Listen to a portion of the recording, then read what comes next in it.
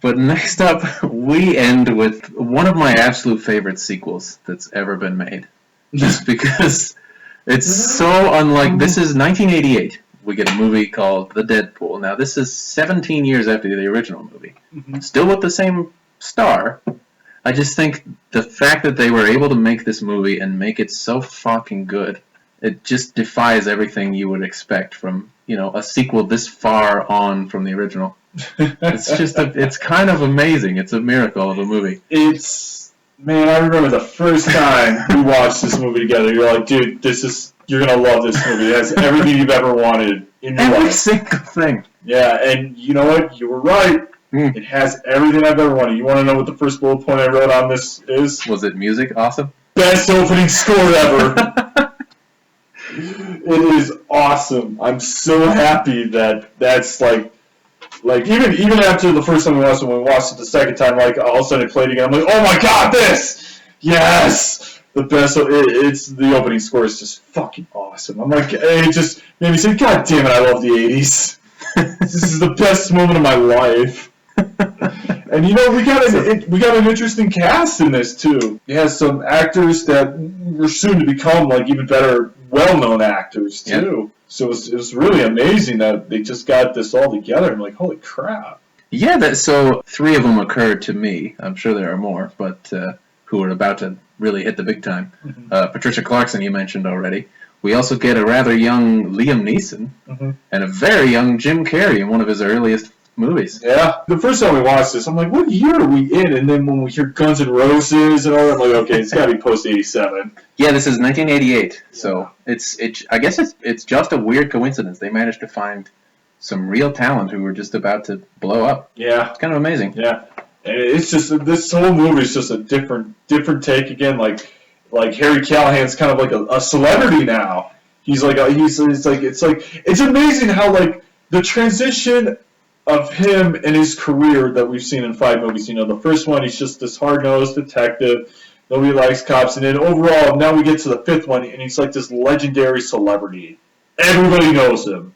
Yeah, and I think that's a wonderful idea to have in this movie. Mm-hmm. For part 5 in a series. It's a really cool idea. So for the first time ever, the press loves Harry Callahan. And People Magazine is doing articles about. It's San Francisco Magazine. San Francisco. I don't know Magazine. if that's real. I hope it is. But they're doing articles about him. They're doing retrospectives. They're like the man who got the Scorpio killer, and they show this amazing flashback photo of him when he had the shaggy hair in the 70s. Yeah, it's just he's not like this legendary celebrity. So the idea is he's like a San Francisco's favorite son at this point.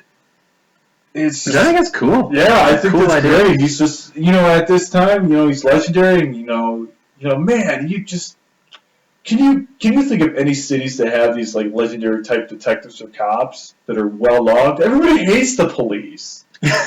I mean, yeah, in real life. Yeah, in real life, everybody hates them. I'm like, where the hell are you gonna go to get this like kind of celebrity status as a cop? I don't know. I think Wyatt Earp was probably the last one. Yeah, I mean, you would... And there's the other thing. You would think, every villain would be after Harry Callahan just to kill him, just to be the one that said, I got him. Well, quite a few are.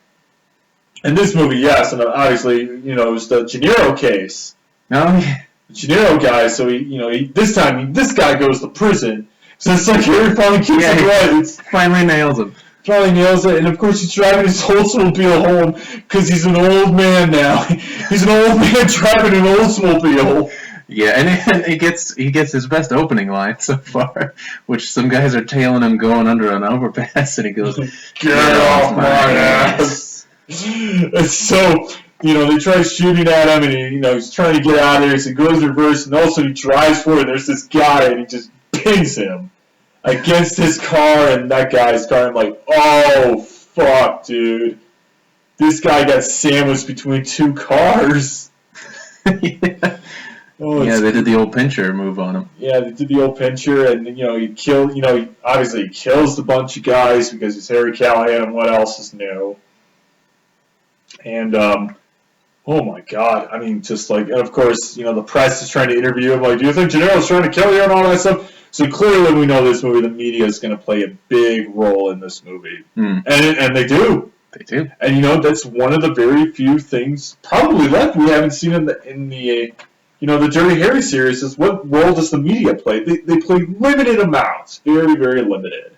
We don't get the perspective about, like, how they portray the killings and Harry Callahan overall. Now we get to see it. Yeah, it's funny. When you think about it, a lot of fictional crime stories don't mention the part that the media plays, which is very significant in real life. Mm-hmm. Exactly. And I love this approach. I love this idea. So we know pretty much image is pretty much the theme of this movie. Yeah. I can't remember, one guy says, like, for the first time in all your years with it, we're getting good press on you. We need to make the most of it. And then he says, I'm not some dog and pony show. Which is a great line. Oh, man. And then we get to meet his partner. Yes! The great Al Quan. Oh, God. Yeah, being good at it. Chinese American and being good at it. That'd be good press. Good for the departments. Good good for the department. That's exactly what they say. So we get, you know what, I'm saying it right now, and you know, you and I agree to this. Al Quan's the best partner he has in this whole series. He is fucking it's awesome. It's about goddamn time. I know. So they pair him with a young guy who is a wise ass, but also completely competent, good with a gun, good at catching bad guys, and we learn a little bit about him. He used to be in one of the gangs that would around Chinatown who would try to get protection money from the business owners. Mm-hmm. And now he's a beat cop. Yep. He's like, I've been running with gangs all my life, putting them away, or running with them or trying to put them away. I think that's that. I love this guy. I'm so happy. I know. It took 5 movies, but he finally gets an awesome partner. I know. It's about they saved the best for last. I wrote down this quote. Hopefully you remember this. You know how they say "fuck you" in this business? Trust me. Oh God, yes. Liam Neeson's Cockney accent is the best thing. Do you know how they say "fuck you" in this business? Trust me. God, he's good. Me. Yeah, because you know they're filming a hotel scene, and of course we get introduced to Jim Carrey as Johnny Squares. Oh yeah, before we get ahead of ourselves, I want to talk about the horror movie posters. Hotel Satan, Hell Without the Devil, Evil Hands are Happy Hands. So Evil Hands are Happy Hands. So we don't even know why at first, but we get introduced to where there's a movie set, and they're shooting this obviously cheesy horror movie in a meat factory, in a meat packing plant, because they need to get the audience needs to see your breath. Oh my God, I can't even. You know how they say "fuck you" in this business? Trust me. So yeah, the best transition scene ever happens because we're talking about police work, and then suddenly we get Jim Carrey in like a rock star wig and in tight leather pants, and he's singing "Welcome to the Jungle" by Guns N' Roses. Oh God, that fucking intro comes on. Every time I watch that, I can't keep like doing double takes. I'm like, that's Jim Carrey? He can't really dance. He's just kind of shaking around. God, it's good. Oh, I know. He's got like this priest outfit and everything. There's the robot head. Her hair catches on fire. Her head spinning around. It's like a ripoff of The Exorcist. Yeah. Holy shit, dude! You gotta be shitting me. So it all happens with no context at all, and then we realize that somebody's shooting a movie, and the director is the great Liam Neeson as Peter Swan, who he has a terrible Cockney accent and a ponytail, and he's just like the worst stereotype. He's a piece of shit. He's so he's good, so bossy, and you know Jim Carrey and him are just going back and forth, arguing with each other. He's like, come on, just let me take a break and I'll get with him. And so obviously, I think Liam Neeson kind of like mentions that he knows Johnny was a user or is a user, of heroin, and so that's what happens. He's like, come on, man, just let me get it together. Get it I think together. He says, yeah. And we'll be good. He's like, all right. So he goes back to his trailer, and of course he hooks up. And all of a sudden the door comes in. He's like, in his state of nirvana there. And then of course he gets like we just see that something's happening. What was it, like poison or somebody comes in and drops like some pills down his throat? Oh yeah, grabs his nose and puts the pills down his throat. It's I think kind of a callback to Magnum Force there. Yeah, and then he's just kind of like freaks out and doesn't know what's happening, and then he has a seizure and dies. Like a heart attack or something. Yeah, and he just dies. He overdoses on something or whatever, and then the killer rips the poster off and leaves. So in this movie, we go back to 1 and 2, where we don't know the killer right away. Yeah, which is nice. We're back to the old days. Nice change. So Peter Swan, as we learn, is a notoriously schlocky director of horror movies, like B-rated horror movies. Yeah, he's well known enough that the press is covering him and all that, and of course Harry and Al go down and start questioning him, and they go to the tour of the meat factory, which is fucking great. It's just they're questioning him, they're walking through his set, they're walking through the meat factory, and the guys are just working as usual, just packaging that meat up.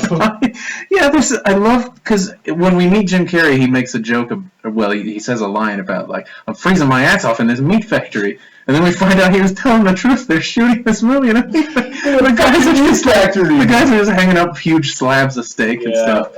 And then at this point, I think we've all seen so much with Liam Neeson. He's ever present. Mm-hmm. You forget about how fucking talented this guy is. In the scenes where he is facing off against Clint Eastwood, he's almost one of the few guys who could maybe intimidate Harry. That was my thought. I wish these two had made more movies together, because they're two monuments of great movies. Yeah, I agree, 100%. Yeah, I loved Peter Swan in this movie. He did a great job with this. They were investigating the crime scene with Johnny Squares. Yeah, Johnny Squares. And Al, of course, is making punch jokes. Another thing I love is they never state what his real name is. He's just Johnny Squares. Yeah, maybe it's just kind of a Sid Vicious thing. Rockstar Johnny Squares. Yeah. Yeah, what was Al's pun joke in that? He obviously referenced, Celebrities Die in 3. Yes, haven't you noticed, Harry? Celebrities always die in 3s. 2 more go in a day or 2. And he talks about how, he's like, I always knew homicide would be glamorous. And while they're looking at this dead body of this coked out rock star. Oh, it's good. And the press is there, and, Harry's trying to take the advice of, be a little more PR friendly. So, of course, God, what was her name? Samantha Walker. Samantha Walker. So Johnny just died, I think, within the last day or so. His girlfriend shows up on set. Johnny! So, I thought Pat Engel was back. Exactly who you're expecting. This blonde bimbo in a convertible in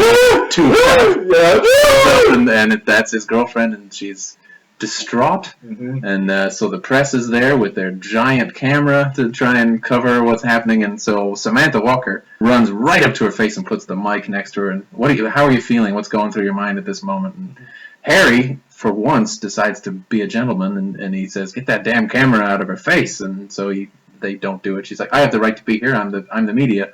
So he grabs their film camera and tosses it across the parking lot and smashes it to pieces. So which scene comes next? The meeting with Samantha in the police department, or the Chinatown brawl? It's between them, because next they go to Chinatown. Fucking awesome. We've all been dying. The whole series is set in San Francisco. We've all been dying for a scene in Chinatown. We finally get one. So they're downtown, and that's when we learn about Al and his background with the gangs. Yeah. And then, wouldn't you know it, they're just Harry's minding his own business, and here's gunshots across the street because, God damn it, somebody's robbing a restaurant again. Okay, San Francisco robbers. Stop robbing. Get it together. Yeah, get it together. Stop robbing Chinese food restaurants. Stop robbing cafes. Get a fucking job or rob a bank, man. Go big or go home, please, for the love of God. This is when we remember that we're watching an 80s action movie when these bunch of scumbags are trying to run up the restaurant. And then from out of the darkness, Clint's voice goes, "You forgot your fortune cookies." And the guy turns around slowly and he opens it up. It says, "You're shit out of luck." Yeah. And then he blows up the Kingdom Come. Yeah, and then shoots the other guy closer. Chases the other guys and shoots the fish tank. What did the fish do? And then the guy runs out of the restaurant, he runs into Al, and Al pretty much Bruce Lee's his ass, punching him in the stomach as fast again, and just roundhouse kicks his face. First time, so they're like, holy fucking shit, there's Kung Fu in here. This is the best. Yeah. Oh, I just loved it. Man, even Clint Eastwood was like, damn, man, why didn't I have this before? Yeah, I love that when he Kung Fu's the guy to death and back, and then Gary just kind of casually puts his gun away like, oh, my work's done. Yeah. He never had a competent partner before now. I know. He finally got it. And then we go to the police. Now we're back to the cops. Yeah, then we back to the cops. Damn it, Harry, when we said being paid off, we didn't mean smashing property and derp. And I'm like, man, this is the same conversation I've seen in the last 4 fucking films. Every time is always destruction of property. Oh, man. Cars, buildings, restaurants, cameras. I think he shows them the bill for the repair on the camera. Oh, yeah, it was like $14,000 or something like that. It's a bit. Steve. And then Samantha Walker walks in. I was like, before we remember Samantha, there's one detail I noticed that I want to point out. What's that? And that's that the chief inspector of the San Francisco Police Department has a framed portrait of Sherlock Holmes. Why not? Fuck it, yeah. Yeah, why not? So back on track. We meet Samantha Walker. Again. Well, we met Samantha, but go ahead, take it away. So the chief says, I think there's something that we can work out to repair the issue with the press. And so Samantha struts into the office and she says, well, I think we can be persuaded to drop the lawsuit about the damage to our equipment, but there's something I want in return. And Harry goes, why don't you get to the point? What do you want? And she says, dinner. I like that one. And then Harry's face also says the same thing. Like, what the hell? So, of course, they're having dinner, and, of course, God damn it, 3 sips of beer, Harry. 3 sips, and, you know. He can only drink as long as he's giving exposition. And then it's done. And so she wants to, the whole purpose behind it, she wants to do a story behind Harry Callahan. She shows him his portfolio, and he's just like, you don't care about me. You don't care about getting to know me. You just care about, all this crap for your story and stuff like that. Death and mayhem. And he walks out, takes 3 sips this time. That's 1 sip better. He grabs his beer like that's the end of the conversation, but then he takes a tiny sip and puts it back down. Mm-hmm. Like, chug it, man. But yeah, it's great because she also has like a giant photo album of all the cases he's worked on. Yeah, 17 years worth of that. It's just crazy. It might as well have like hearts drawn around his face, like Mrs. Harry Callahan. But anyway, she's a fan. Yeah, needless to say. I know. So, God, I gotta admit, Patricia Clarkson, I think she's the best kind of quote love interest that he has in probably the whole series. Of all the performers, she's the best one for sure. This movie gives him the best partner, the best love interest. Yeah, the other ones were just kind of they're not really there. They're kind of non-existent. I think he didn't really have one in the third movie. No, I think I mistakenly referred to her as the love interest in that one. That never happens. I think the second movie he kind of had the Sunny. Oh yeah, that's what her name was. She lived in his apartment complex. She just wanted to sleep with a cop, and that's it. And then of course you had and then Jennifer on the previous one, who, when you consider that he was sleeping with that actress, it's weird that they have no chemistry at all. Yeah. at least according to me. I mean, what did you think? No, I'm with you. Just nothing there. So yeah, I mean, this is like the first time where there's kind of something going on there, where there's kind of a continuation, or maybe towards the end of the movie you can see Harry just kind of. I think it's believable this time because she challenges him. She's kind of his mental equal. Yeah. When you think about it. So I mean, the whole point of this movie. And she used to be Miss Colorado. Oh yeah, that's right. When they kind of go on their date later on. Yeah. I mean, so the whole point of this movie is like there's this list called the Deadpool where they list the celebrities that they think they're going to die within a year. And Harry Callahan's name is on there. And so this gets leaked out to the press and gets all over the news right there. And they also find out on the guy who died at the restaurant who got shot later, who was the one who got shot at the Chinese restaurant, which is how Al and Harry kind of investigated with that. And, they find the list on him. And he was in relation with Peter Swan. Yeah, so the guys in show business are playing this sick game, which they call the Deadpool. And you pick your top 10 famous people you think are going to die soon, and you get the most points if the most people on your list die. And once that gets out to the press, boy, Peter Swan is like public enemy number one.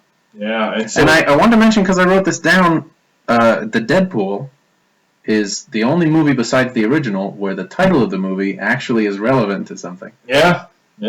Instead of just sounding cool. Yeah. You got a point there. You got a point. I mean, yeah. I didn't realize that, but no, you're right. I just think it's cool. Yeah, it is pretty cool. So yeah, that's the whole point. And of course, you see at the beginning of the movie, you see, what you think is Liam Neeson, could be, typing up the list.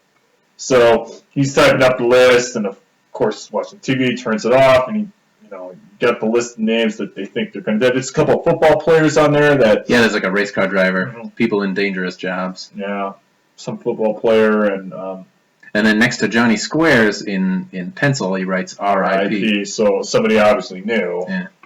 So yeah, that's how they get introduced to the Deadpool, and then the media gets a hold of it, and then he goes to Samantha Walker and tries to figure out who mailed them, how they know about this. As a callback to the typewriter scene, I love, and it comes back later, I love the woman who plays the movie critic, who just is dismissive of all of Peter Swan's movies. Mm-hmm. This is the kind of juvenile crap that is ruining our society. It's a wonderful parody of like the movie critics you used to have in the 80s who were like the moral guardians of the time or whatever. Come on, give me a break. Yeah. It's a fucking movie. Kids are not committing murders. They're not becoming porn stars. They're not jacking off in the streets. Come on, give me a break. Those were different days. I know. But I love that little stab at movie critics because Clint was definitely a victim of those people. You did a pun stab at movie critics. Newsflash: the movie critic gets stabbed by the killer. I didn't put that together, but I'm going to pretend I did. That's pretty good. I think that's pretty good right there. Do you like my movies? Tell me you like my films. Do you like my films? Yes. He stabs her and just kills her. She had a computer in her room. Yeah, that was high-tech stuff. High-tech stuff. She didn't have a typewriter. Do you like my movies?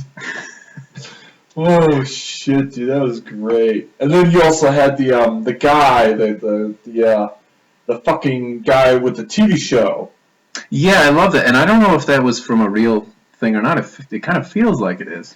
Yeah, what kind of show was he doing? I don't know, but I know there was stuff like that on cable back in those days, where people would talk about whatever the issue of the day was. And so it feels like a real clip. I mean, it might have been staged for the movie, but it's pretty authentic stuff where somebody is like, I don't know, buying something at the gas station or something, but on TV is like a round table TV show where they talk about censorship. Oh, that's right. That's right. Yeah, the host is like, well, who gets to make that decision? And then one amazing actor comes on, hey man, I don't want Big Brother out there telling me what I get to read or watch, man.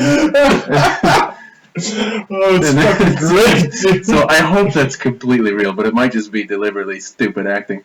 But either way, brilliant stuff. Yeah, I mean, absolutely. Absolutely. So, fucking Harry...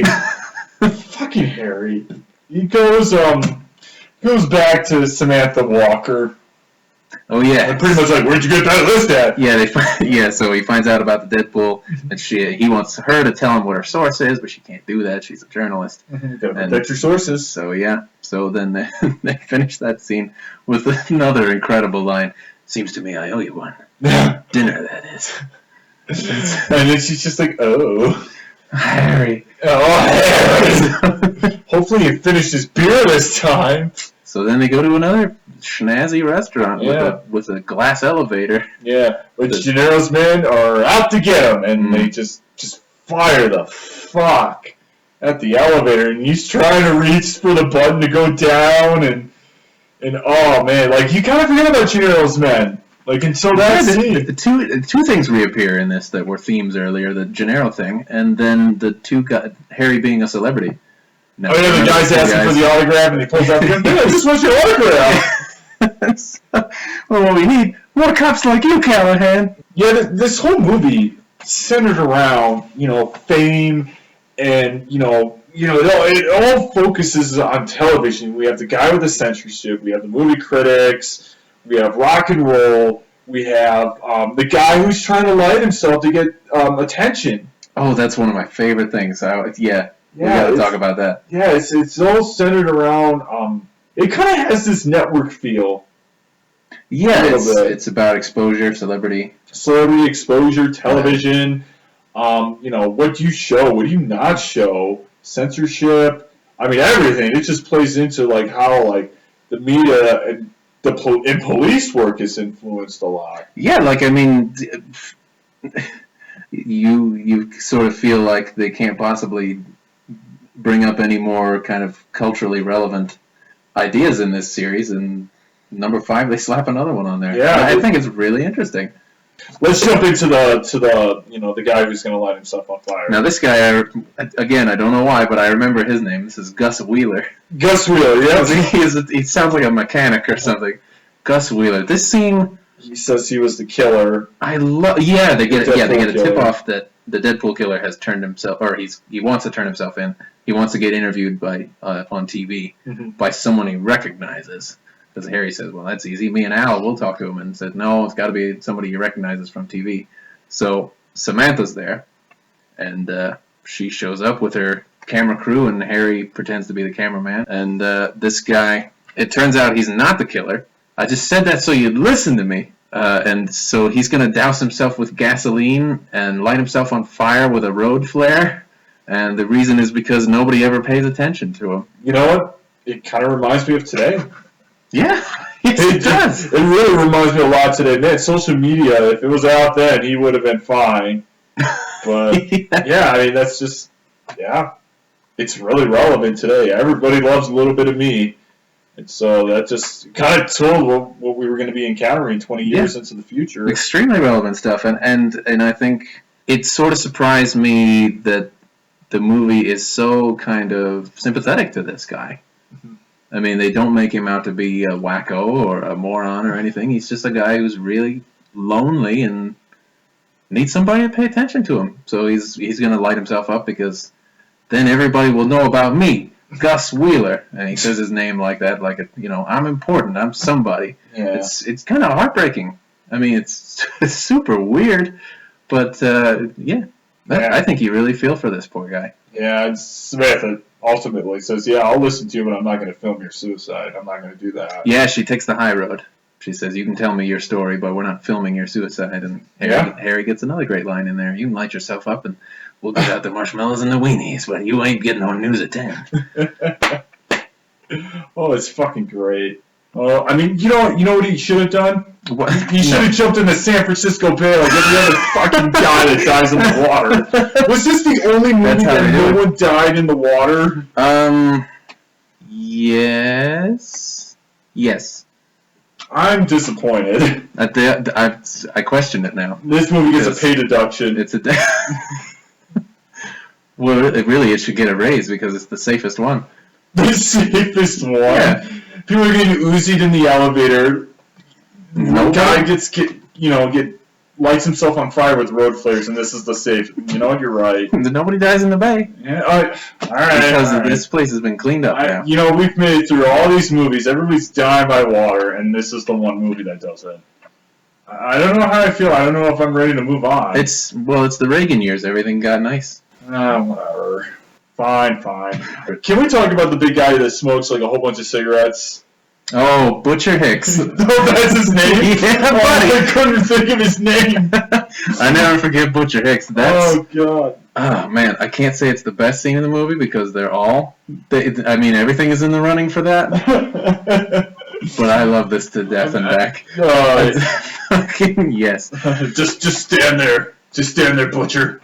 So, yeah, to intimidate Gennaro. I think it's Lou Gennaro, if I remember right. Of course it would be Lou. Yeah, the bad guy. Lou Gennaro. Almost. What was the lawyer's name in Jurassic Park? It might be the very same thing. I think it is. I don't know. They're related maybe. Fuck, was it Lou Gennaro? I know it was Holly Gennaro in Die Hard. Everybody's Gennaro in the 80s and 90s. You know why, don't you? No. Because it's generic. I'll go. Is it, I wonder where this guy's from. I wonder if he was like a professional wrestler, a bodybuilder. You know, I forgot to look it up. Yeah, this guy's beefed up. Yeah, I don't think it's the carton of cigarettes a day he smokes either. So to get Gennaro to call off the dogs, Harry comes up with a brilliant plan to get Butcher Hicks, the notorious mass murderer who kills people with his teeth, and didn't even find all the pieces. Yeah, apparently he eats the bones too. He eats the bones, sure, licks them clean. So he pulls Gennaro out of his cell and bribes this guy named Butcher Hicks to stand at the doorway and just look like a monster, which works brilliantly. He hires him as his mail guy. Yeah, he's the mailman. He's the mailman. This exchange is just extreme great writing. It's some of the best things I've ever heard. His mother was, quote, dying of cancer. Yes, cancer. So he's like, you know what you need, Gennaro? You need a job. So you're going to be the mailman. You got too much time on your hands. So you're going to be the mailman, and that's Butcher Hicks. He killed 12 people with his teeth, and he didn't even find... So the idea is... Harry's going to be writing him a letter every day, telling him how I'm looking in on his sick mother, and I'm going to get him special privileges here. And if he doesn't get his letters, he's going to come down and see you because you're the mailman. And so intimidates the shit out of Gennaro, and Butcher just like squeezes his fist and all his knuckles crack. Because he's Butcher fucking Hicks. Why not? And that's what happens when you smoke a carton of cigarettes a day. So Gennaro calls off the hit. So we go back to the guy who runs his television show about censorship. Yeah. He's getting ready to drive into his car, and I swear to God, he's getting ready to play tennis or something. He's got his like short shorts to play tennis and his headband on. It's California. He's got his racket. He's just ready to go. It's great. He's just gonna play some, sets of tennis, and we get introduced to the remote control car. Where's the other best part? This is amazing. If there's one thing that Dirty Harry series has accomplished, we're going to get into this in a moment, it's awesome, chase scenes. Yeah. Just some of the most wackiest... And creative deaths. Yeah, just some of the wackiest stuff I've ever seen in my life. I mean, we killed a guy with a unicorn, and we dumped a lady out of a high-rise. Yeah. So, yeah, the remote, this, black remote control car, it looks like, I don't know what kind of car it kind of resembles, but... He just the guy just uses the remote control, and he parks the car underneath his car, and he switches on the switch, and all of a sudden just explosion, and it's a bomb. It's fucking great. And so obviously they're investigating the scene of the car, and they find the little toy tire car. I don't fucking know, explosive C4 explosive. And Harry just tosses the evidence back in the car, and Sony engulfs. Yeah. Yeah, so they find the wheel of the little toy car, and I love it. He just looks, and not only does he not care, but he tosses it in the engine where it can never be found again. And this is where Alex just continues his, his clever puns. What did I say, Harry? What did I say? What are we signing to? At least he went out with a bang. God bless Officer Kwan. God, why wasn't this guy hired quickly in Homicide? Because it takes a long time to get to quality. I guess so. God, what a great guy he is. So yeah, they're and then we cut to the scene where they're jogging, and Al's like, Harry, you gotta stop. You were running too much. You gotta stop jogging here. My favorite thing is when Al has to call it quits because this 60-year-old dude is outpacing him in their jogging trip. Fucking serious, dude? Yeah, well, Oh my God, he's like, you gotta stop, I can't run anymore. We get the tattoos, and my grandfather found out, I was partnering with you, so he painted this shit on me to ward off evil spirits and shit like that. Oh man, and then Gennaro's guys are following Harry, and he kind of size track and goes through these alleys, and all of a sudden he just catches them and just beats the shit out of them. He takes one guy and throws him through the side window of the car and breaks it. Yeah. Jesus Christ. Why couldn't they say something? They're no, wait a minute. Ordinary morning jogging. I guess they were in such shock. They're just this guy's sweats is just kicking the shit out of us. 65-year-old man is just beating us up. Yeah, so a couple of goons come to, they're tailing him, so he goes down an alley and beats the fuck out of him. Yeah, and then we find out they were hired by Gennaro, but it's not what you think. Yeah, they. I guess the mailman job is working out good, and now they're asking him to take. Do you realize though that this is the only time you see these guys? You never see him again. I mean, I kind of view this as like I get why it's there, but it's also useless because you never see him again. I mean, we'll talk about the other scenes later, like why couldn't they follow him when they were getting chased by the toy car, or the other scenes, you know. It's just a good gag. I don't know. maybe they had to go to the hospital and they're just like, you know, maybe we should just follow this guy. That could be. I mean, he really did a number on these guys. Sure. God, these poor guys. They're just doing their job. That's why he's a good cop. They could have said something earlier. You're very right about that. Yeah, they could have said something earlier. Like, you think after the Harry, how you doing? Gennaro hired us to be your bodyguard. Yeah, something like this. Something very quick. Even after the first punch to the face. They're like, no, wait a minute. It's not like he did a Three Stooges skit where he just eye poked both of them at the same time, bonked their heads, and threw the pie in the face, and then punched them. The other guy could have said something, but he was like, oh, fuck! They just panicked. Well, what would you do? I don't know. I probably would have said, no, wait, hold on, wait a minute, man. We got hired to help you. That's it. How hard was that? But maybe they were just in such shock, and then they were like, I don't know. Instincts kicked in and like, okay, gotta fight him. Well, he hasn't been the mailman for very long. I guess he's. I guess it's a work in progress. He's not getting the message across.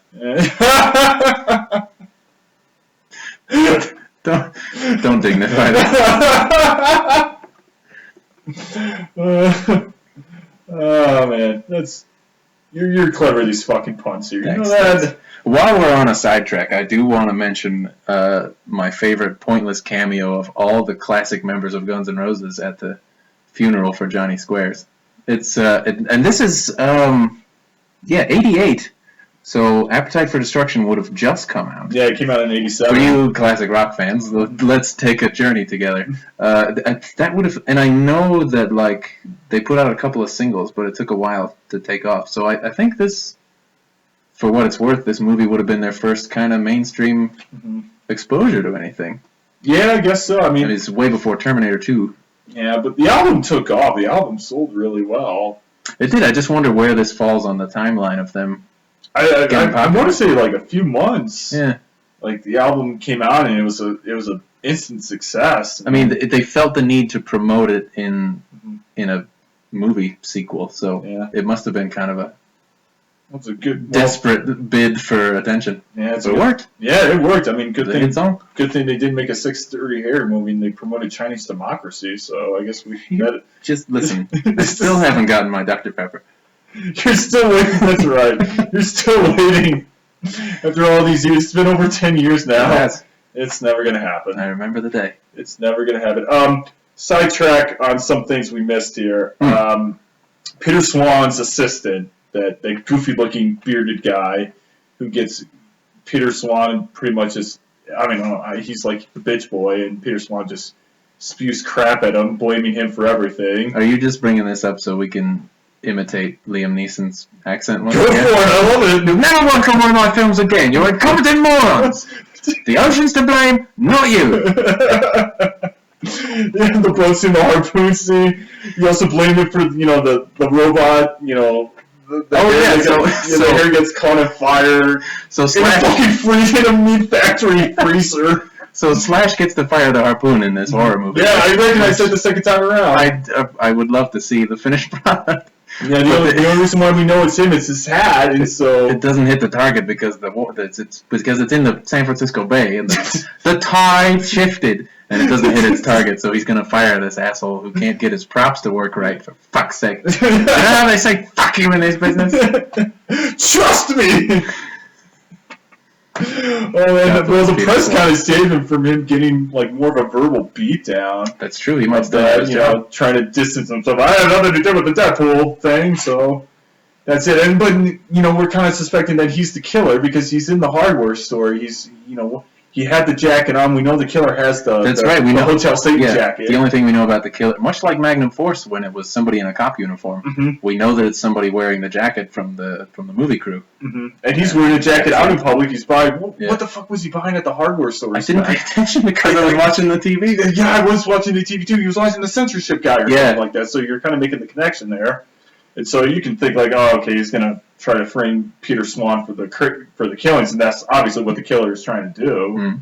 So you're thinking it's him, but obviously, the movie later on just disproves that, and you never see him after the harpoon scene.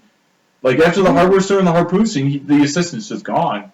Well, he got canned. Yeah, I guess so. Did he actually fire him? We don't know, but I mean... He was doing a good job, man. He was under a lot of pressure to make B+ movies. Have you met Peter Swan? I certainly have seen him. Certainly seen some of his movies. Evil Hands or Happy Hands. That's my all-time favorite one. Oh, I would give anything to actually watch those. I would do anything just to get that movie poster. It's a great movie poster. Hotel Satan, you check in, you die. Oh man, whoever came up with those movie posters should get an Oscar, should be promoted to CEO, whatever it takes. Those are the spin-offs they should make. They should make Hotel Satan. Hotel Satan, Happy Hands. Evil Hands are Happy Hands. Hell Without the Devil. Hell Without the Devil's another one. Oh man. So okay, can we dive into the chase scene and how, question, is this your favorite chase scene in all the Dirty Harry movies? In all of cinema, yes. Okay, then it's established. What the hell could be better than that? I don't know. My favorite thing is the tiny black car, which, when it's not to scale with anything, it looks pretty intimidating because it's this all black, Viper-looking car, and then as it, notches up to somebody, just the little noise that... I love them, trying to drive away from this car. The car keeps catching up to their car, and it's just going over all those hills and stuff. It's just fucking crazy. God, every jump that it makes. You see Harry now just jump over the ramp and the hill, and all of a sudden the car does the same thing. A little tiny car. It's so cute. It's cute.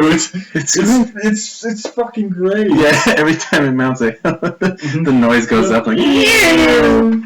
God, that's good. It drives on the sidewalk and people are running out of the way. They're all scared. They see a little black toy car and they're all just jumping out. It reminds me of the Sandlot, the dogs running in and everybody's trying to get out of the way. That's what the black car is. How fast okay, so let's think about this for a moment. So they're in the Oldsmobile. By the way, the Oldsmobile gets trashed. Sure. In the beginning scene, he gets shoved. And I think that's the only time that something gets repaired and Harry gets it back in the whole series. You're right. It's the same Oldsmobile car. Or they have a whole line of them for... Yeah, he's got Terry Callahan's car collection, just Oldsmobile. The Callahan collection. The Callahan collection's Oldsmobile cars. Yeah. So they stopped giving him nice cars because he's just going to fuck them up. He just fucks everything up. Nothing's safe from his hands. So they're just driving. I mean, the whole thing is my favorite thing ever, but I especially like when somebody left a cabbage crate on its side, so it has to jump the board. Oh God, that's cool. It's it's great. As silly as it is, it's a great idea for a action chase scene. Yeah, I also love in the beginning scene the frequency that gets jammed. So he's I was gonna bring that up. He's just and you see the villain just you can't get it going, and they got a big head start. They're already gone, and the car's still stuck because that kid's trying to get his toy car. Because there's a bunch of totally radical. Yeah, man, it's broken. It's jamming with frequency. It's jamming with frequency, man. It's broken.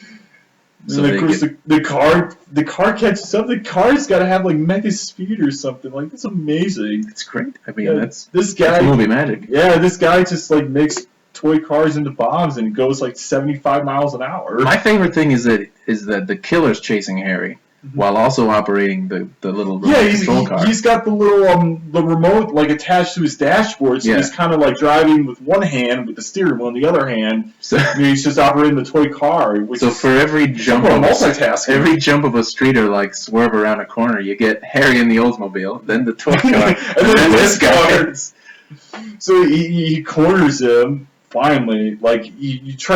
He goes down an alley and he tries to turn left. There's a truck blocking there, so he turns around, and of course, then you got this kind of showdown between the little mini black car and the Oldsmobile. And he's like, I got you now, Callahan. And then, he speeds up. He drives the little black car, stops underneath the car, and Harry's just, then all of a sudden, as soon as the car stops, and then Harry tries to go, and of course the car explodes. Yeah, he floors it in reverse, which is an interesting choice. Mm-hmm. I mean, I guess that was one of two. Yeah, and they escaped, but Al's hurts. Yeah, Al gets a little roughed up. Yeah, he's like, oh, okay. He's like, oh, shit. He's just bleeding everywhere. But he survived. I think he's the only partner that survived, outside of the guy in the first movie. Yeah, Chico went back to school. Mm-hmm. Let's think about this. Chico goes back to school. Early gets blown up by his mailbox. Yeah, after eating the freshest piece of celery in Kate gets killed at Alcatraz. Mm-hmm. DeGiorgio gets killed by the Scooby-Doo gang. That's right. And then you got Horace who gets killed by Mick slits his throat. Yeah, so Chico and Al are the only ones that make it. Mm-hmm. I'm glad Al made it. Al's the best. I wish Al would have been the one. He's made of stronger stuff. I know. I wish Al would have done the deed at the end of this movie. Just like, I got you, Harry. No, he went out great, though. Yeah, he made it. Do you think he was his partner after this? Do you think he returned to homicide? I hope so, too. I hope he was doing some kung fu moves and everything was happy for him. But, but they made it through the scene, and he's also the only person in the whole series smart enough to put on a bulletproof vest. Yeah, that's right. That's what saved his life in the car. Saved his life? Yeah, the bulletproof vest. Huh, funny. Works for bombs, too. Who would have known? Yeah, who would have known? So, I think the implication is it saved him from getting pierced by the glass and stuff. Yeah, I don't know. That's the only guess I have. The front of the car got blown to pieces, but everything else was okay. Yeah. So, why didn't... it always... I mean, I get it, but it always bothers me with the villains. You couldn't just stay and be like, is he dead for sure? When somebody hears a bomb, I guess you gotta, hightail it. I mean, the Oklahoma City bomber didn't just stay there and be like, huh, what a good job. Do you think everybody's standing there? So I get it. No villain ever checks that the hero is dead. That's it's a leap of faith for them. Yeah. I guess that's more or less a good point. Yeah. But, fuck it. Yeah. We also forgot to mention out of the chronological order that Al and Harry did talk with Peter Swan in his own private movie theater. Yeah, he's got a projection room. Yeah, it pays to be a B+ horror movie director. Yeah. After all, so I guess they told him you're not a suspect. Somebody's trying to frame you. Yeah, they figured it's not him, but somebody must be working for him. Yeah, and then later on he figures out, oh yeah, I had a stalker there. I'm like, and you couldn't tell them that earlier. Yeah, I love that. Yeah. That was a year ago. That was a year ago. Oh, the guy with the mental, he had the... I love that he's so willing to talk about it, but he couldn't have brought it up sooner. I know, that's exactly what I said. Maybe it's that crazy guy. I don't know. Oh, you failed to mention this guy earlier? Are you kidding me? Oh. I guess, when you're filming Hotel Satan, Evil Hands, other things on your mind. Yeah, got other things on your mind. He's a creative man. So they tracked this guy down. Eventually, they figured out his name and... Harlan Rook. I didn't even write his name down. I was like, what the fuck's his name? You quiz me about the Deadpool, I'm going to know it. Oh, thank God. In fact, I let you down. Thank God. Well, it looks like you got Harlan Hook and I got Horace in the other one, so we're good there. We're even on that. So, yeah, there's a great scene where they talk to his psychiatrist. Yeah, in the hospital, yeah. In the hospital after they admitted Al, and then he's like, oh, by the way, Callahan, since you're here, I did have a patient that matches the description. Named Harlan Rook. Real fucked up guy. Well, by law, since he wasn't a threat to anybody, we had to release him after 3 days. Mm. And Harry says something, I can't remember the exact quote, but he says something smart about that. I don't remember if he does or not. He says something about, mental illness and stuff like that. Why couldn't you hold him or something like that? Or yeah. But then we get we get to the next. That's one of the legal things that I think is actually correct in this whole series. Yeah, it could be. He's not a threat to anybody. Yeah, he's not a threat to anybody, but apparently he's gone around and killed quite a few people now. Yeah. Pays to kill. He didn't kill him. The car did. Yeah, Peter Swan did. My other beef with Mr. Rook, if I may, is that his MO is to stab people to death. except for when he kills them with remote control cars. Those are two extreme ways to go. Well, like they had the idea that he replicated Peter Swan's movies and like death scenes, but like I never got. They never mentioned the toy car. Like if this dude was replicating murders that happened in Peter Swan's movies, you would think like after the guy that got blown up by the car, they would have been like, okay, here's another one we can match. But they never mentioned that whatsoever. It was just like, was that part of one of Peter Swan's movies, or because that doesn't seem like a Peter Swan thing? But you never know. It seems like he had like. I know, right? Like he made some slasher film, and he's like, oh, I'm tired of that. I'm gonna go with remote control car bombs. I mean, is it not intimidating? No, it's pretty intimidating, especially when it's all black. Yeah. It goes 75 miles an hour. I saw the people jumping out on the sidewalk. I was waiting for there to be a tiny little marketplace that it could smash through the cabbages or something. Damn, they blew it. They blew it. So we get back to our girl Sam, which, by the way, also lives in a full house, house where Harry spends the night with her. Brief scene, because, I think Harlan's, following him, kind of spying Yeah, he on him. needs to find a place to howl up where nobody will find him, so he decides to bone the news reporter. That's breaking news. Quite an exclusive story with Harry Callahan. Do you think they'll make the 11 o'clock news? I don't know. I don't know. Is that part do you think that's going to be, added to the portfolio? Depends if he brought the camera. Do you think he brings his Magnum? Are we still talking about the same thing? Yes! Okay. Yes, we are! I need full disclosure. This is reporting, goddammit. I mean, we saw Bloodsport. It's not the first time a reporter's gone undercover.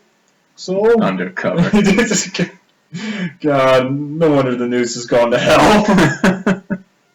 So she gets a phone call, and it's Harlan pretending to be Peter Swan. I want to give an exclusive story. She gets a call from all the lineup of Spinal Tap.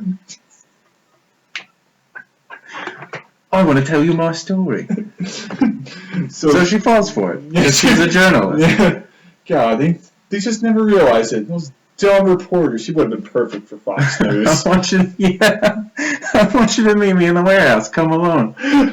And then your camera guy. So they go out to, they get into the parking lot of the news station, and he puts the camera on, she goes in the van, and he gets stabbed, and blood just goes, right out, and his glasses fall, and is there nobody else in this parking lot? No, there's no one anywhere. Of course not. One, there's nobody anywhere in San Francisco unless somebody tries to light themselves on fire. Never any witnesses. Never any witnesses. Nobody lives in San Francisco. They all just live elsewhere. San Paulo, Los Angeles, wherever. Oh, what a world we live in. So she gets kidnapped. Yeah. And of course meanwhile, Harry goes into the guy's apartment. They have a warrant, so they search the apartment. They find all the C4 explosives, all the movie posters. Which, by the way, he has a complete mental breakdown. Harlan does. Sure. Where he just rips the posters and he stabs Harry's face in the newspaper, the magazine. He just stabs it. The knife is so fake that the knife just bends, turns up into a U. Yeah, well. He just stabs. If anybody in the audience is a collector, I feel like this would give you a heart attack to watch him destroy all that memorabilia. Yeah, they go in the apartment. Some of the stuff was fine. Some of it was okay, but yeah, but it certainly seemed like he destroyed everything. Still lost it. Yeah, so they match it, and they realize he's the guy, and he calls the news station, and they want to interview Peter Swan. She said she went to an empty warehouse by herself. Well, that might be the only no-brainer of the whole series. There, just wow. He goes to the warehouse, but at least she didn't go to the Palancio hideout. Oh my god! Oh, if we can only visit Magnum Force again. There's nobody here. When he's eating the Chinese food, and he takes a minute, he's just eating the food. Oh, it's so great. That's great. God, how I love it. God, I love that movie so much. I know. They go to the warehouse and we get more Guns N' Roses again. Same hit single. Same hit single. Holy shit, dude. But this time on a boombox. Oh, yeah, the boombox. And we have the giant throne chair. Yes. I guess it's a set for a movie. That's why it has the weird props around. Yeah. I never really thought about it. Yeah, so he shows up, he locks the door, and, he's like, drop your gun! And, he gives him the gun. But she gets away, and so does he, so they kind of, like, hide in the darkness of this warehouse, or whatever the fuck it is. Do you think it's the meat factory? It could be again. It could be the meat factory. It's very likely the same set. God damn it. So I noticed this, and I wrote it down, that when he grabs Samantha to hold as a hostage at knife point, it's a reversal of the showdown scene in the very first movie, when he grabs the little kid. Yep. And then Harry fakes him out because he's going to drop his gun, but then he lifts it up and at dead center hits him. In this one, he doesn't take that chance. He actually puts his gun down, for real. He's getting older. Yeah, he's getting older. He's getting older. Man's got to know his limits. Either that or, oh my god. Either that or, it really makes you realize that he cares about Samantha, but he doesn't give a shit about kids. Exactly. Yeah, I like that answer better. Who cares? Fuck kids. Who needs them? Fuck the children. It's the youth that's going to corrupt this world, so we might as well just get rid of as many as possible. Exactly. That's Harry Callahan's mentality. And so that's when Harlan explains his whole psychosis, I guess, is the word, where he Peter Swan stole his ideas. He stole my dreams and made them real. So he has... he thinks that the movies he's watching are from his own mind, and Swan is stealing them and getting credit for it. It could be. So I'm not ruling it out. Yeah, he could be. He could be just stealing his thoughts and his dreams. He could be a supervillain. I mean, he certainly sounds like one. If I'm not mistaken, he ends up being a supervillain in something. Huh. Batman Begins. Oh, yeah. That's what. That took me a minute. Yeah, that's right. Not his finest hour. But it's not his worst hour. Yeah, not as good as the Deadpool.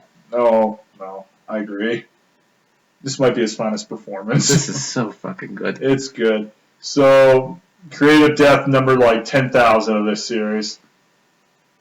Eventually Samantha gets away, and Yeah, this is a great one because Rook gets hold of the legendary Magnum, and so Harry's. And he fires all his guns too. Yeah, his strategy is to make him chase him down.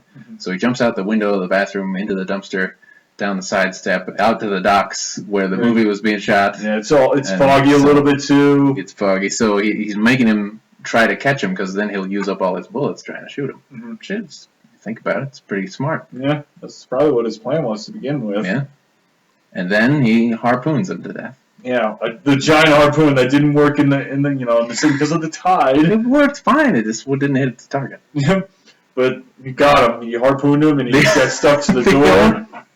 Oh god! Where's Rook? He's hanging out. He's hanging out back there.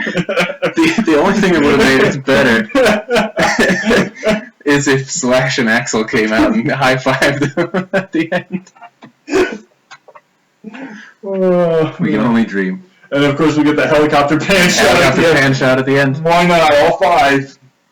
So, yeah. And on the subject of camera work, I wrote this down, and I forgot to mention when Harry goes and finds Samantha in the newsroom, and she gets out from behind the desk to put her high-heeled shoe back on, and we get back-to-back sexy pan-up shots of her, and then like, I enjoy that. Oh god, this movie's great. It is fucking great. It's great. It's and it's so rare that I get to say this, but I think it's the perfect ending to the series. Yeah. Well, I have a trivia question for you about this movie. Can you name the name of the boat? I don't think I can. It's the no, it's Death on Wheels or something. No. Damn it! What is it? The Lost Soul. The Lost Soul. I kind of thought that was a metaphor towards Harry.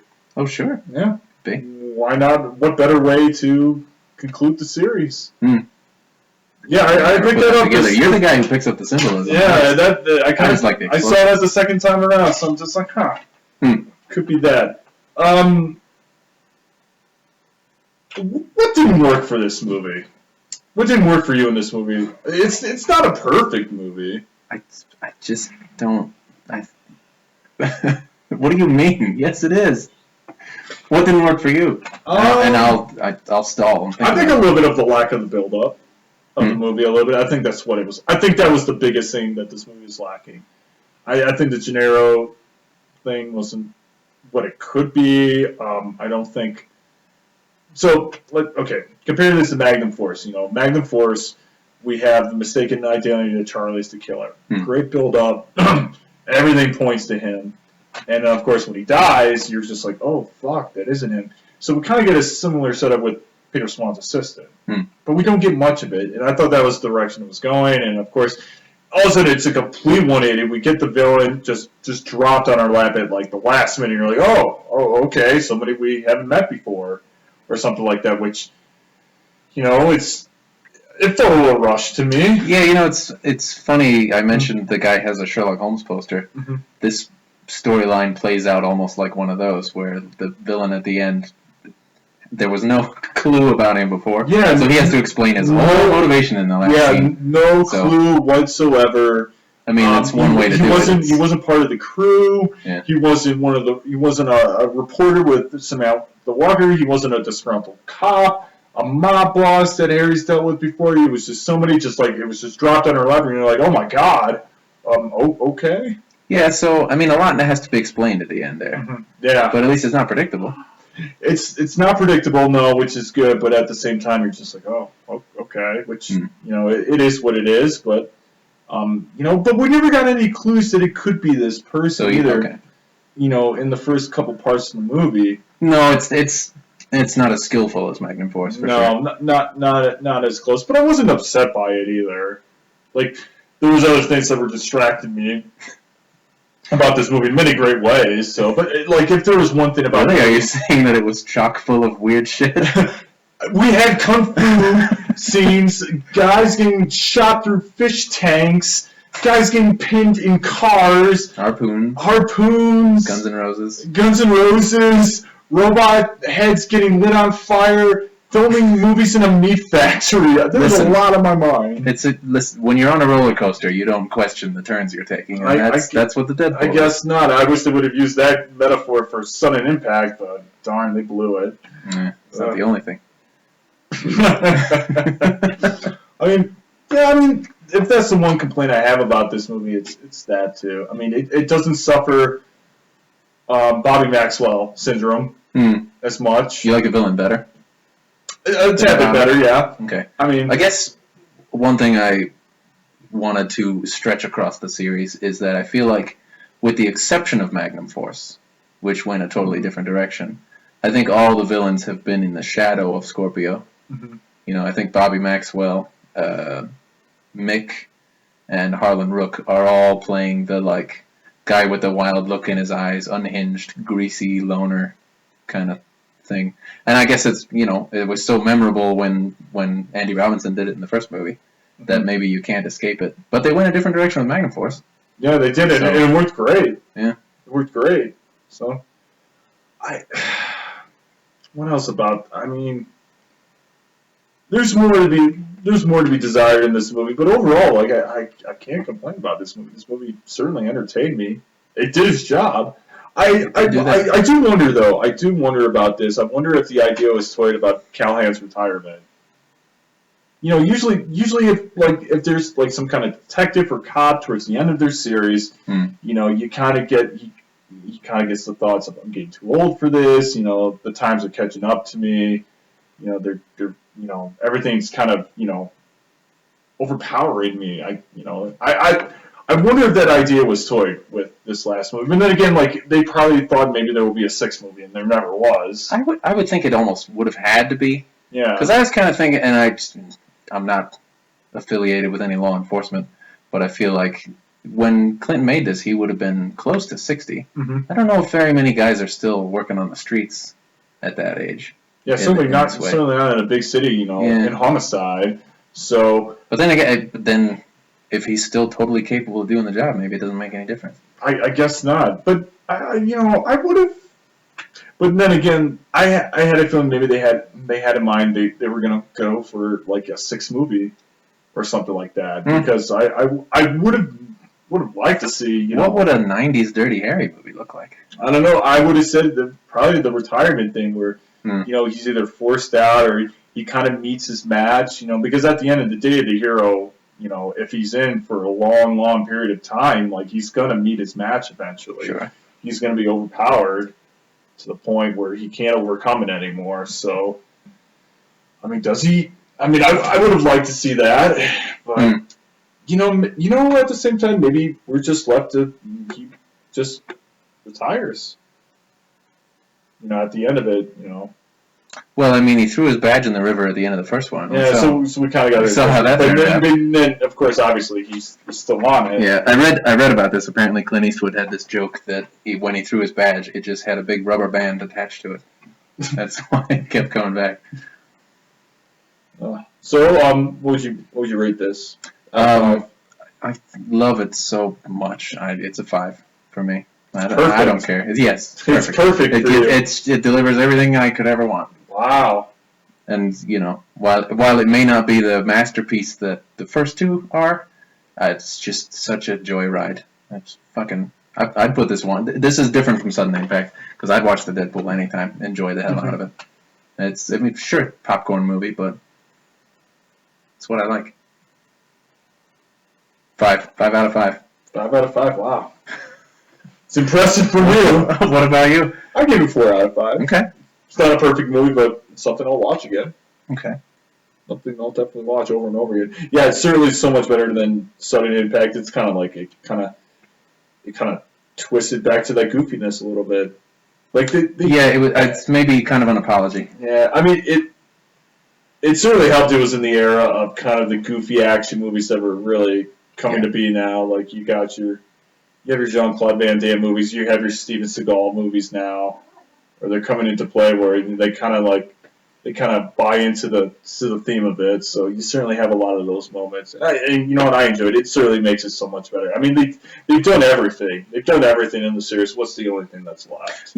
As a on that subject, as kind of a closing thing, I wanted to say how much I enjoy the fact that even though we've made it all the way to 1988 at this point, there's no attempt to raise the technological level of the series at all. It still just takes place on the streets of San Francisco and real places, warehouses, docks.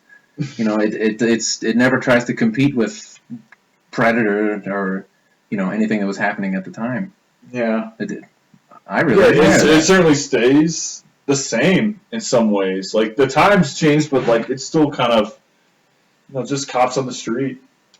Just shooting. It's not like we got Dirty Harry in space or in the future or anything. Which after you make so many movies, that's kind of where you go to. You go to the future, or you get stuck in some kind of time warp and you go back to the Wild Wild West or medieval times, and that's where it goes. It's still, just this being. This is 88, so this is after the Terminator. Mm-hmm. Mad Max. Terminator came out in 87. Yeah, it's after almost all Predator came out in 87. Yeah, it's after almost all the action classics of the 80s, and it still didn't try to imitate them or. And that's good. Yeah, that's good. That's good. I admire the hell out of it. It's stuck to their guns. Yeah. I mean, overall the series is great. Like they're not any one of them disappoint me whatsoever. They're all of them. I would watch again. I wouldn't never say no to if somebody came up to me like, "Hey, do you want to watch the Dirty Harry series? I've never seen it." But of course, it's great. It's a great series. Deadpool certainly ranks 3rd on the list for me, and that's not bad for me. I love Deadpool. The Deadpool is just great. It's got a whole bunch of wackiness, and God, I mean, compared to what we got in Sudden Impact, I think that's what we needed. Yeah, I agree. God, it was such a roller coaster we went through with Sudden Impact, and then you get Deadpool, and you just got all this craziness from toy cars with bombs chasing down the streets of San Francisco, to kung fu, to giant harpoons, and just off-the-wall movie posters. This movie's great. So I never got around to this, but at the beginning I wanted to mention that almost every time I would go into a store and find the Dirty Harry collection, it would be only the first 4. But never the 5th one? And he was never included with that. It's as if it was some kind of dirty shame or something. I don't understand why they would be ashamed of it. I don't know. I finally found a collection with all 5 in one and bought it. It does take a Do you hear that, Hollywood? Give us the whole... Yeah, give us the whole fucking thing. I mean, it certainly does take a different spin on it. Like, sure. you could say the first 4 movies are a little more serious in a lot of ways, and this one kind of gives you those campy moments more of anything. But they're great. Like you said, it's just it's that popcorn feel of a movie. But it's great. There's nothing. They shouldn't be ashamed of this movie. It's great. No, it certainly beats 3 and 4 by far. I guess we should close out with our ranking of the 5. 2, 1, 3. Or no, wait. 2, what are you, 1, 5, 4, 3. There we go. Okay, so Magnum Force wins for you. Oh, hands down. And then Dirty Harry. Mm-hmm. Then the Deadpool. Mm-hmm. And you still think Sudden Impact? I still think Sudden Impact's better than the Enforcer. Okay. I would almost mirror that, but I like the Enforcer a lot more than Sudden Impact. I know. Hey, 32 positions of lovemaking. Oh, with the inflatable doll and the old ladies kissing the envelopes, putting their lipstick. I'm gonna win you over to this. It's a great movie. I mean, it's a great movie. I mean, Bobby Maxwell killed it for me. I mean, fucking Bobby Maxwell. Fucking Bobby Maxwell. He ruined it for me. I'm sorry. Yeah. I mean, we can agree that at least 3 or 2, 1, and 5 are clearly the superior top 3. Oh yeah. Yeah, hands down. Dirty Harry, Magnum Force, and the Deadpool. They are ranked in those 3 top 3. And maybe that's. Let me ask you this. So, are you on board with me that Magnum Force is better than Dirty Harry? That is really tough. Because I know at first when we started watching this the first time around, you said Dirty Harry was the best, and then Magnum Force. And the first time I watched Magnum Force, I was like, my God, this is one of the best action movies I've ever seen in my life. Well, and then we watched it again, and you had a better appreciation the second time we watched it. I tried to settle this by writing down a list of what I consider the highlights of the series. But I got to like 40 things, and I realized that I'm just summarizing the whole thing.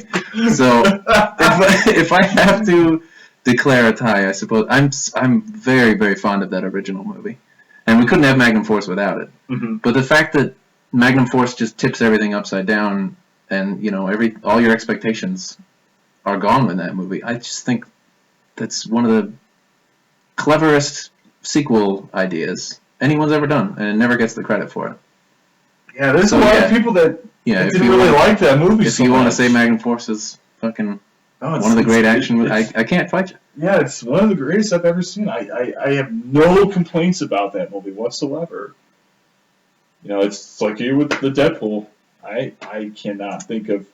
And I tried the second time we watched it around. I'm like, okay, let me see if I can get it. And even the third time when we watched it, like I just watched it, I'm like, come on, is there anything? And there isn't.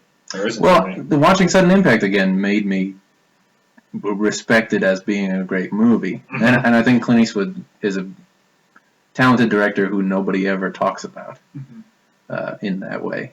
So, yeah, he did a great job on it. It just was the least enjoyable for me. So it ranks number 5, but I'm not in any way saying it sucks.